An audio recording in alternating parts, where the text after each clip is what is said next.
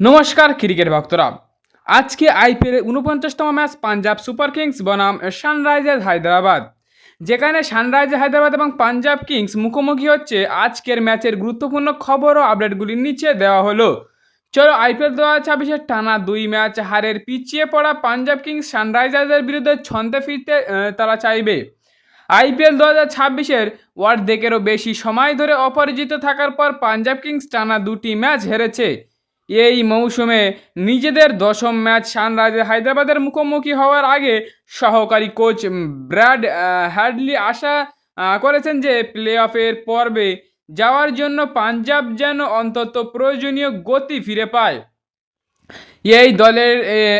এই দুই দলের মুখোমুখি লড়াইয়ে আজকের অত্যন্ত হাড্ডাহাড্ডি হতে পারে, কারণ পাঞ্জাব কিংস তাদের গতির খোঁজ করছে। পিচ রিপোর্ট ও আবহাওয়া আজকে কেমন থাকবে। হায়দ্রাবাদের পিচ সাধারণত ব্যাটিং সহায়ক, তবে প্রেসাররা সাহায্য পেতে পারেন। আজকের ম্যাচ টস গুরুত্বপূর্ণ পালন করতে পারে, কারণ আজকে যে হায়দ্রাবাদের রাজীব গান্ধী স্টেডিয়াম আছে ভাই, এই রাজীব গান্ধী স্টেডিয়ামটা হাই স্কোরিং হতে পারে বা কোনো দিনই পুরো ফুল লো স্কোরিং হতে পারে। বোলিংদের জন্য কোনো দিন ভালো হয়, আবার খারাপও হয়, সেটা হায়দ্রাবাদের উপর ডিপেন্ড করবে। ইন্ডিয়ান প্রিমিয়ার লিগে দশম ম্যাচে সানরাইজার্স হায়দ্রাবাদের মুখোমুখি হওয়ার সময় পাঞ্জাব কিংসের জয়ের ধারায় ফিরতে চাইবে।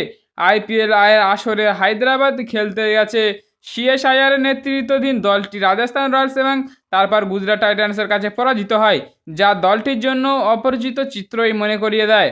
গত মৌসুমে পাঞ্জাব গ্রুপ পর্বে আধিপত্য বিস্তার করলেও প্লে অফের পর্বে এসে ছন্দে হারিয়ে ফেলে। রয়্যাল চ্যালেঞ্জার্স ব্যাঙ্গালোরের কাছে দুইবার পরাজিত হয়, তারা দ্বিতীয় স্থান নিয়ে সন্তুষ্ট থাকতে বাধ্য হয়।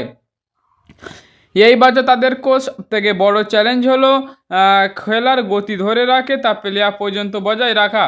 পাঞ্জাবের সহকারী কোচ ব্র্যাড হ্যাডিন বলেছেন যে এই ম্যাচ উভয় দলের জন্য গুরুত্বপূর্ণ ছিল, কারণ টুর্নামেন্টের এই পর্যায়ে তারা কয়েকটি ভালো পারফরম্যান্স উপহার দিতে পেরেছে।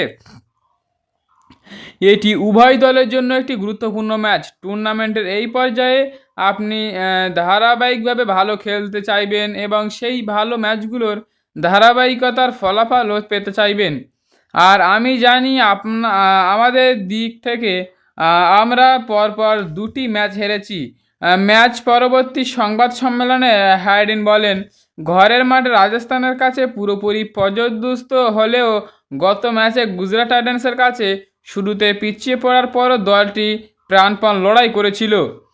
তরুণ সূর্যবংশ শেডগে অভিজ্ঞ মার্কো স্টোয়নিসের সাথে মিলে দলকে আগের দিন 163 রান পর্যন্ত নিয়ে গিয়েছিল। পাঞ্জাব এই মৌসুমে ইতিহাসে একবারও এসআরএইচের বিপক্ষে খেলেছেন। মল্লানপুরে স্টেডিয়ামে ট্রেভিস অভিষেক শর্মা শুরুর দিকে ঝোড়ো ব্যাটিংয়ের সুবাদে পাঞ্জাব আর এসআরএইচের উপর আধিপত্য বিস্তার করেন। প্রথম 8 ওভারে 120 রান দেওয়ার পর পাঞ্জাব এসআরএইচের 219 রানে সীমাবদ্ধ রাখে এবং 19 ওভারে কম সময়ে তাড়া করে কমপ্লিট করে নেয়।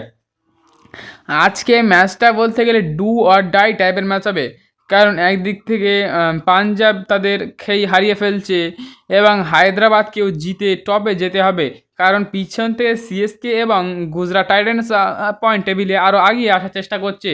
সেইখানটাতে কেউই চাইবে না যে আজকে ম্যাচটা হারতে, কারণ আজকে ম্যাচটা হেরে গেলে লিগ টেবিলের তাদের ম্যাচের সংখ্যা কমে আসবে এবং পয়েন্ট একই থেকে যাবে। তো পাঞ্জাব চাইবে জিতে তাদের অবস্থান ধরে রাখতে এবং হায়দ্রাবাদ চাইবে জিতে পয়েন্ট টেবিলের উপরে উঠতে। সেই হিসাবে বলতে গেলে যে আজকে ম্যাচটা ডু আর ডাই টাইপের হতে পারে, কারণ এই ম্যাচটা যে হারবে তারই উপর চাপ এসে যাবে। তো এই ছিল ভিডিওটা, আশা করি ভালো লেগেছে। যদি